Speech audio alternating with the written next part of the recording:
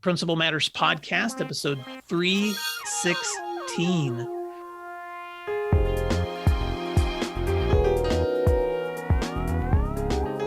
Hi, friends. This is Will Parker, host of Principal Matters, the school leaders podcast, where each week we bring you inspiring, innovative, and imaginative ideas for your own school leadership. This week, we're talking about Recalibrate Your Culture, Part 2, with my special guest, Jimmy Casas. Jimmy Casas has been an educator for over 30 years, serving 22 years as a school leader, including 14 years as principal of Bittendorf High School. If you listen to the last episode, Principal Matters Podcast 315, I gave a long introduction of Jimmy Casas. He is a former Iowa Secondary Principal of the Year. He's the author of 8 great books. He is the owner of Connect Ed Publishing, which did my book, Pause, Breathe, Flourish. And Jimmy is also a dear friend. Jimmy Casas, welcome back to a second session as we talk about your newest book, Recalibrate the Culture, Our Why, Our Work, and Our Values. Why don't you tell listeners a little bit about where you are today? Why are you so close to Tulsa and you did not come to see me? I know. I am in Fort Smith, Arkansas, and I'm here the last couple of days working with the district. I had the opportunity yesterday to work with the superintendent and all the central office staff. They are committed to really on systems work right now. And we're doing a lot of work on recalibration right now because we're trying to get everyone aligned, right? The way I see it in recalibration, you'll know this, Will, is that I do see it as different entities, right? In different communities or different levels or whatever words you want to use. But really, there's this system, right? Which in this case would be the school system. But within that school system, I do see there are 3 levels or 3 communities. That would be district office, the building level, and the classroom level. And what we're trying to do is replicate the practices within each of those communities to create this system, right? And so in these, it's best practice because we know that districts are aligned in their work, right? Everybody's doing the best they can, but as soon as one level or one community isn't following a protocol or a framework, or they're doing something that's hurting the culture, then the whole system crumbles. It becomes dysfunctional, right? It hurts the system. So I am blessed to work with amazing educators and leaders here. And today I spent the day in buildings working with principals. And we're practicing these things and we're observing and watching, we're coaching, right? We're seeing if they get better results. And the good news is so far they are. So the more, the better the results, the better for me, because they start believing in what we're talking about and what we're teaching. So. Well, for Principal Matters listeners, they know that I live in the Tulsa, Oklahoma area, which is only about an hour and a half from you. So I already forgave you for not letting me know ahead of time that you were just right down the road. But I'm also heading out of town tomorrow to be down in Brazos Port ISD. So if there's anyone listening from that area, I'm probably already back after when you hear this episode. But Jimmy, I know at some point we're going to be able to reconnect. We've been in so many settings together with the National Association of Secondary Principals and having you here in Oklahoma. And I have followed your work for such a long time. And I just have to say what a privilege it is for me to sit across from you, to learn from you, and to be mentored by you, even in the work that I do now in coaching and consulting and helping with principals too. Your new book is such a rich resource for anyone who wants lots and lots of amazing takeaways for how to recalibrate their own leadership. And in the last session, we talked about the core values you have for, those areas of leading from your core values, cultivating a community of leaders, building up leadership in other people. And I wanted to start this session with you by talking about the part of your book where you talk about seeing the culture through the eyes of others. And in that chapter, you talk about the 4 most important or the 4 most powerful words that a leader can ask. What are those 4 most important words in English? And why are they important for seeing culture through the eyes of others? Well, that's funny. He says in English because he knows earlier I said, well, there's only 3 in Spanish. So, yeah, so here's how I see it. So if I had to say, what is the overarching theme of Culturize, it's all about seeing the culture through the eyes of others, right? IZE was really a play on words. What I didn't do a very good job in Culturize was really separating and helping people understand the premises of Culturize, one of those premises being seeing the culture through the eyes of others. And the reason that's important is because when I think of someone who culturizes, what I envision is this, is that they bring a group of people together, right? Whether that's a faculty, a leadership team, a student body, whatever. They bring a group of people together and they share this vision, right? Because that's what I believe leaders do. They share this vision. But then I try to encourage people to understand that I believe the way to achieve that vision is to start with the four most powerful words in leadership. I need your help, right? And the reason is because it aligns with premise number 2, is that we have to cultivate a community of leaders because we can't take that vision on by ourselves, right? I'm a believer that everybody's responsible for the culture and, of an organization. Everybody is. We all play a role in that. But our job is to bring clarity to people, to help them understand if they do this, if we do this, that whole idea of collective efficacy, then guess what? We can make anything happen. Because I know this, no one from the outside is going to come into my building and do it for me, right? But when we have a group of teachers who are talented and educated and passionate and have degrees, then hell, what's keeping us from doing these things? Well, what I learned is because we don't have the right processes in place, or we don't have the right systems in place, right? Or the frameworks or the protocols. And so part of it to me is to bring those people together, share that vision, explain that I need their help, and then give everybody in that room a voice to help us together create this plan. How are we going to go from point A to point B? And then my job is to provide them with a platform to give them a voice, to create the process, to make sure that we're moving forward. And then more importantly is to communicate ongoing, effectively, the progress that we're making. And hopefully, if we're doing that, we begin to champion it and we begin to build this momentum and people get excited. Now people believe, oh my God, we can actually do this, right? We can actually make this happen. You bet we can. And once we do that it gives people hope. And to me, that's what Recalibrate's about. That's what Culturize about. It's what Live Your Excellence. I write about hope. I want to give people hope that things can be better, because if we don't believe things can be better, then what the hell are we doing here, Will? Why am I doing this right now with you? Because I believe it. I believe it. As long as we continue to reflect on our own behavior and see what we're contributing, if we do things differently, we may not fix every problem because we can't. But you know what will happen in my experience? We'll get a better result more often than not. And I think that's part of our growth as leaders. So that's how I see the Culturize as an overall premise. And then if we can make that happen and people see that we have hope and it actually comes to fruition and we move something and we improve it, or we take it from average and it becomes excellent, or we became, oh my God, look what we're doing now, and people are excited about it, now we can replicate that, right? And when we do that, we celebrate it, right? We celebrate the hell out of it, right? Because people work really, really hard. And what I've learned, is people don't mind working hard. People don't even mind doing one more thing. As long as I see that we're getting some results from it, please let me know that my work and the time and the effort is paying off, right? That's what they get frustrated about. And I think we misread that sometimes. I think a lot of principals are like, oh, I don't want to give my staff one more thing to do. I don't want to give my staff. So they just keep taking it on. And in the meantime, they're just burning out, right? They're fried, they're exhausted, but that's okay. We'll just die here as a martyr.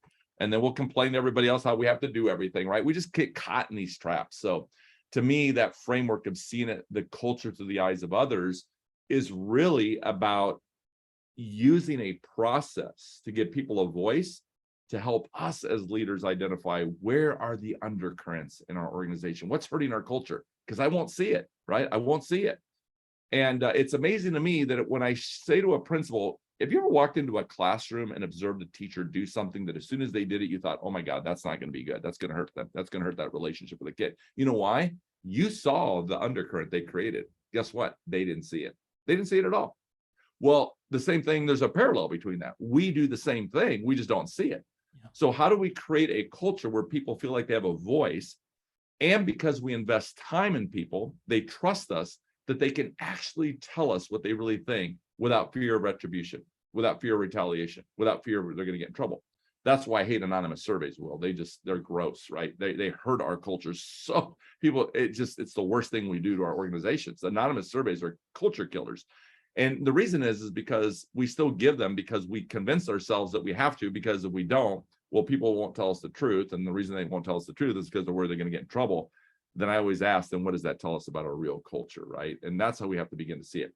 So to change that practice, to change that type of current existing culture, we change ourselves and we do things differently to get a better result. And what I learned is if we can sit down with people and ask questions and say, hey, what am I not seeing? Okay. We're thinking about doing this. If we do this, what is the undercurrent that this would create that I cannot see? They'll see it. The teachers will know, because the teachers always know where the undercurrent is in the building. And by the way, kids always know where the undercurrent is in the classroom. And you guessed it, if superintendents were to get principals a voice that intentionally, oh, they'll tell you where the undercurrent is that the superintendents are creating in the district. They just don't see it. So how do we create this culture where we're using all eyes to help us create this really, really healthy culture? But we have to be really intentional in that to create that process. Well, what I appreciate about the wisdom in that, Jimmy, is two things. One is, in order to see your culture through the eyes of others, you have to give them voice. And that voice isn't simply circling up your admin team and asking them how they see your school. I mean, that's one voice, but it's looking at your school through the eyes of everyone you serve. And so, and you do this in your book where you talk about how do you create those areas of voice, whether that's bringing students together to hear their voices, bringing leaders together to hear their voices, including parents so that you hear their voice. And I know that sounds like a lot of extra work, but it's actually, you're creating the scenarios in which you can then see your school through the eyes of other people. And then the flip side of that, the second part of that I like, is that once you recognize that, oh crap, we have a lot of growing to do. We have a lot of areas that we need to improve. I didn't realize how much my culture needs to shift. That's the point when those 4 words become really important, which is, I need your help. If you've gained the trust of these voices, then leaning on them for help in changing those things is the only way forward, because you're certainly not going to have the capacity to do it alone. That's right. Absolutely. And, part of that is funny you say that, Will, because when you ask leaders, because they won't disagree with you, they'll take, oh my God, absolutely. But the first thing here's what they say: where am I going to find time to do all that? Mm-hmm. Time is always the reason why we don't do things, right? But what they don't see, here's the reframing, right? Here's the reframing of it. And we talk about this at Recalibrate, is you got to trade that time, because what they don't see is they being administrators or teachers with kids or whatever, all of us, or me or we, if we don't put that time in on the front end, what we don't see is by not putting on the front end, it created an issue. It created a problem. It created a dilemma. It created a fire. And now I have to go over here on the back end and go extinguish that fire. That means I have to meet with people. I have to sit down and have all these meetings. I have to ask somebody to document it and write me what happened. I have to go meet with the superintendent to explain to them what just took place, right? All those things that happened, but we don't count that time. Took me time to do this, time to do this, time. And what we learned is you will multiply that time tenfold, all because we convinced ourselves we didn't have time to do it here on the front end. And so one of the things I'm trying to help leaders do is let me model it for you. Let's see if I can create an experience that you'll watch it, you'll experience it, and then you'll want to replicate it. Because we know this, Will, and that is the joy of the work, right? That's the fun part of the work. People, we're growing and developing minds and people, and we're making things happen, but we're doing it together. But if I don't do that, I'm going to pay for it over here on the back end. We call that recovery time. I'm in recovery mode, and recovery mode is exhausting. And quite frankly, it's stressful, because you're anxious, you're worried, you're going to have that conversation. But God, if I just would have had the conversation on the front end, it would have been about teaching and learning and getting better and excitement and energy. And oh my God, we're dreaming and scheming. And over here, I'm picking up the pieces, and this is yucky. And so we have to help people reframe and to trade the time. Let me give you just a really practical example for Principal Matters listeners. And again, whenever I share my practice, it doesn't mean it has to be yours, but I'm just trying to give you something to apply that to. So Jimmy, in the last high school that I led, we had 750 9th, 10th, 11th, and 12th graders, which was a community I could wrap my arms around. When I was an AP before that, it was a school with 1,400. And that's a larger group of kids to try to wrap your arms around. But in that smaller school, which is still large for some people, I recognized that one of the tasks that I disliked the most was presentation of student handbooks at the beginning of the school year. You pull them all into a big assembly, you try to get them all, information, you make sure they all sign their documentations, and then none of them listen, or then in later you're wondering why did I even go through that except for the documentation. So at some point I made a shift where I decided to, on the front end, schedule out a couple of weeks where I went in to every single English class, small groups, Classroom. You bet. and You bet. I presented to those kids in small group settings the expectations of our school. Of course, went through the handbook, but I also wanted to build relationships and ask questions for them and cast a vision for where we were going as a school and highlight those things that most easily derail kids from getting their diplomas or finishing school, and talk through scenarios. And so by the time I finished, it was exhausting. And I remember other people would ask me, even admin friends, why are you doing that? I mean, that takes so much time at the beginning of your school year. And it's because of that reason, Jimmy. The time I invested early on building those expectations with those students in small groups saved me hours and days and weeks of time later, because whenever something did happen in the school that required me to sit down with a student and talk about a bad choice or a poor choice, they remembered that conversation. I could circle back, and it also prevented a lot of other things from happening because we had already established on the front end what those expectations were in a time and place that meant something to them more than just a quick assembly. So I'm just giving that as one tiny example of how the front end time affects the time you save on the back end. Yeah.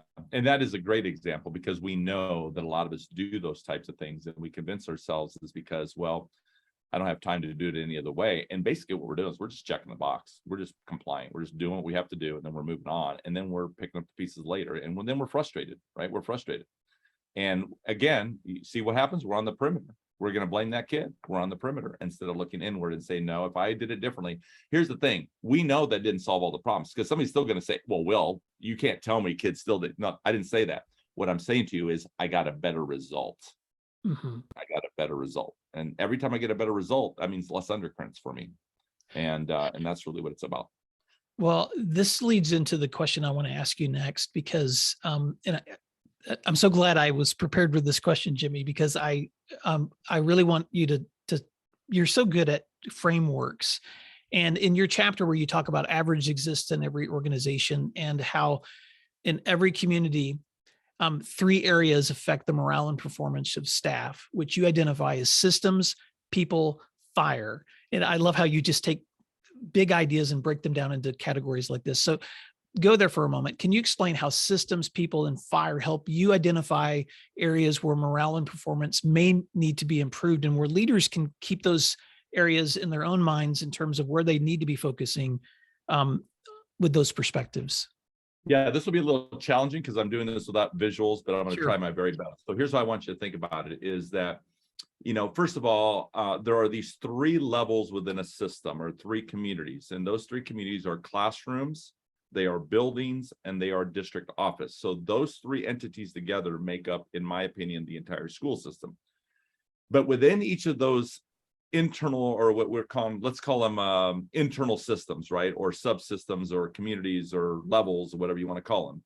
Within those levels, there are things that are happening that are creating these issues for us that we just don't see.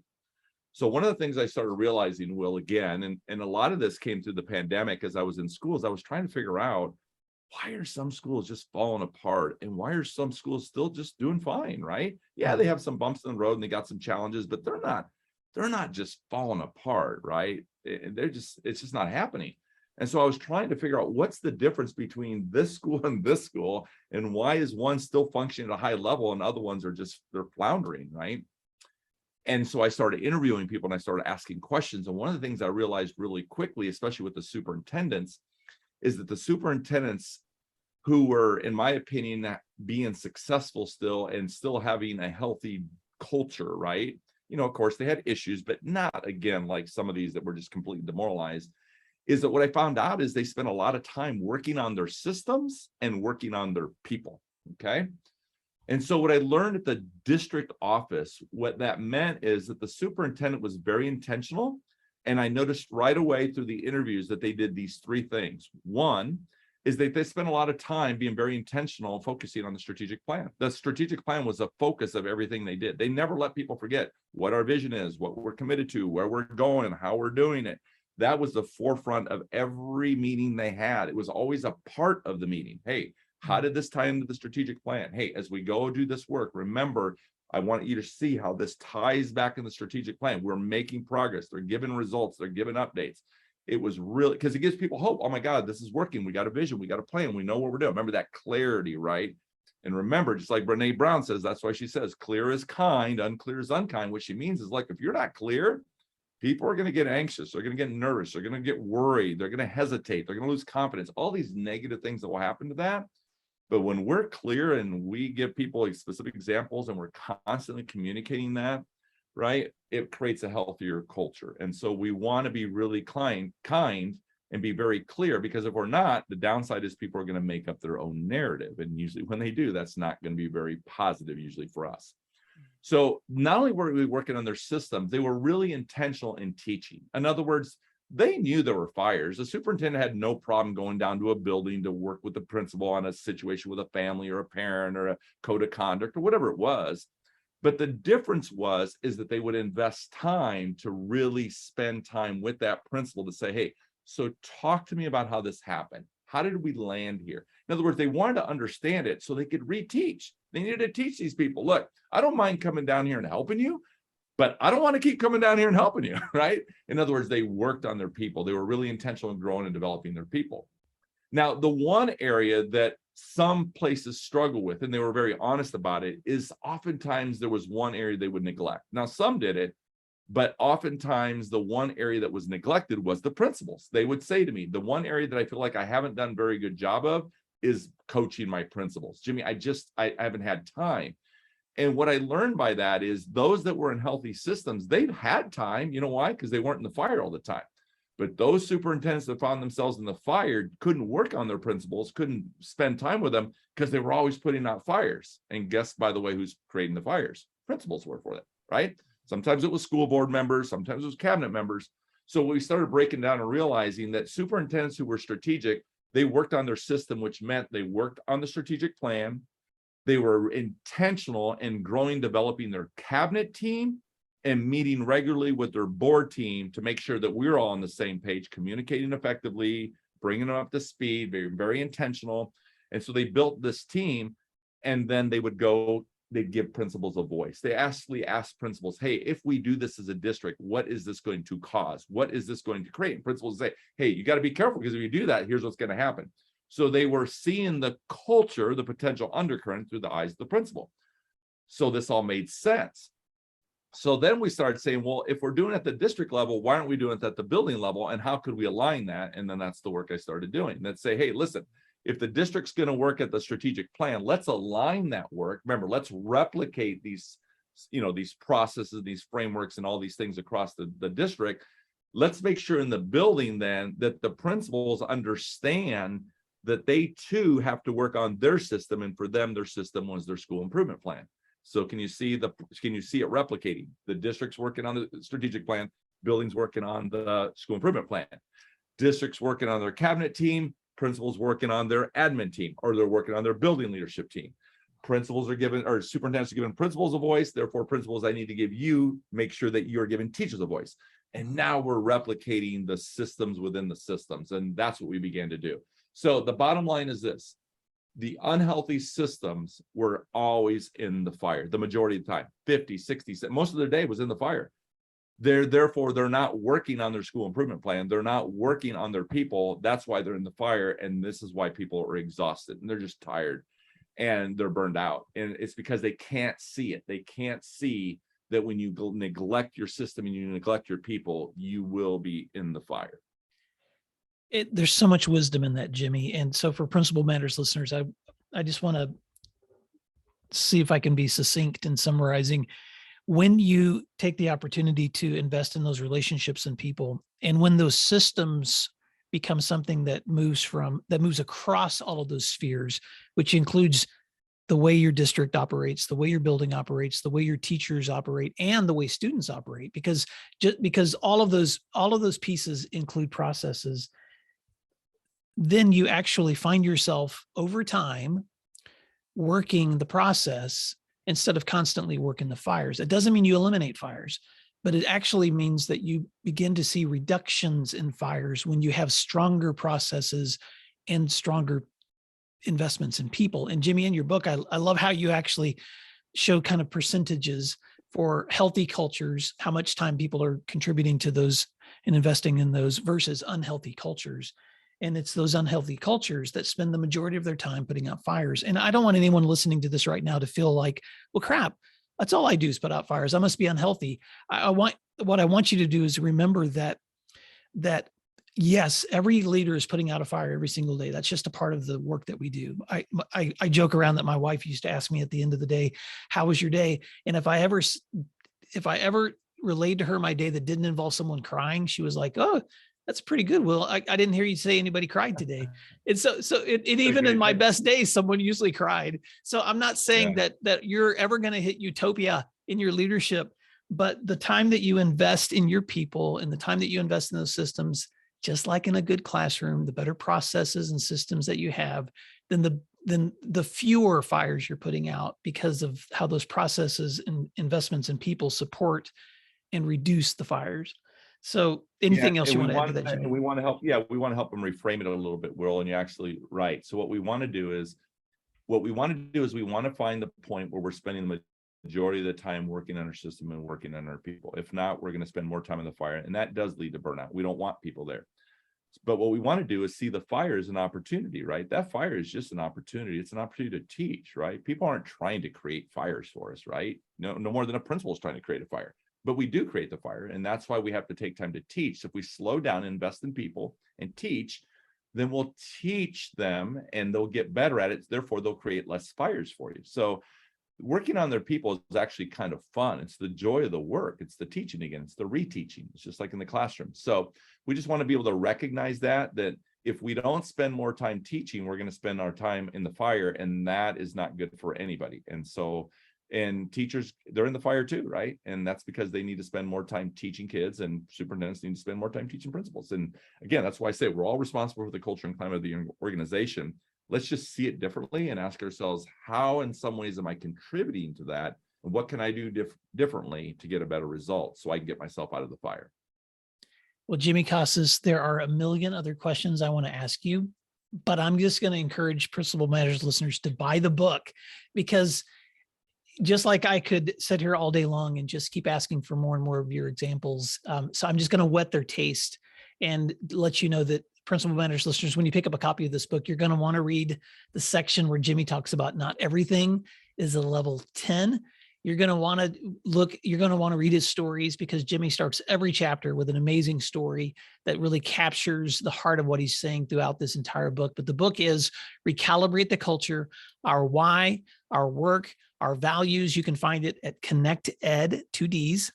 Order your book today. And Jimmy, I'm going to bet at some point there'll be a study guide, because usually with your work, I'm seeing study guides later, but I'm not going to put any pressure on you just in case. But I'm going to bet at some point there's. How can a Principal Matters listener stay connected with you, Jimmy? And what are any closing thoughts that you have? Yeah, that study guide's coming. Well, I'm working on it right now. It'll be out here. We'll have her done the next couple of weeks. So we're working on it. So I appreciate it. Yeah, definitely. I would love to connect with people. I love connecting with people. It's one of my favorite things to do. I tell people I still do all my own social media because I just love to connect with people. And if people reach out, I think I'm pretty good at getting back to people. So jimmycasas.com is the best place to get a hold of me, because you can find my contact email, cell number, all those types of things. You can reach out and contact us there at jimmycasas.com. Twitter, Instagram are probably my two major platforms. I do Facebook and LinkedIn, but really those are my go-to platforms. Casas_Jimmy for both of those.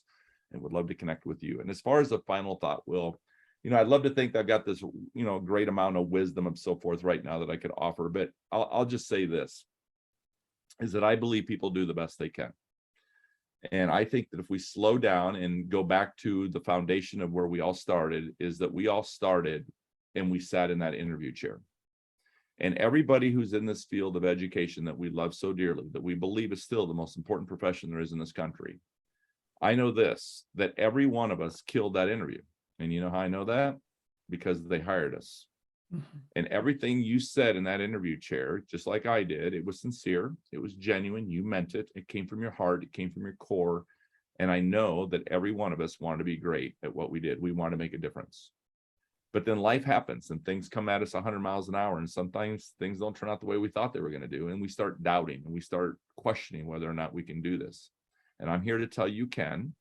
And if you're struggling right now out there, if you're a listener who's questioning, I don't know if I can keep doing this, I hope that I give you a little bit of hope. And remember this, that the good news is all you have to do is go back and sit in that interview chair, because that's the real you. That doesn't ever go away. You just need to slow down and say, no, I know who I said I wanted to be and who I was going to be. And there's nothing from keeping us from being that person. So just go back and recalibrate, sit in that chair, because that's the real you. And I will continue from this end to pray for you, and God bless you for what you do, because you do the most amazing work, and we need you healthy and we need you vibrant, but most importantly, we need you believing. So God bless for what you do. Thank you, Will, for what you do. And I am just honored to be a part of this. And I know you have a tremendous following, and I'm so grateful for the opportunity. And if I can do anything for anybody who's listening today, I promise you this: if you reach out to me, I promise I'll be there to support you always. Well, Jimmy Casas, as always, I'm so inspired by just getting to spend some time with you. And Principal Matters listeners, I know you are too. So please reach out to Jimmy and connect with his resources and follow him on social media, and you will continue to be inspired by that work. Jimmy Casas, thank you so much. And Principal Matters listeners, thank you for doing what matters. And I'll talk to you next week. You can find free resources like this one at my website at williamdparker.com.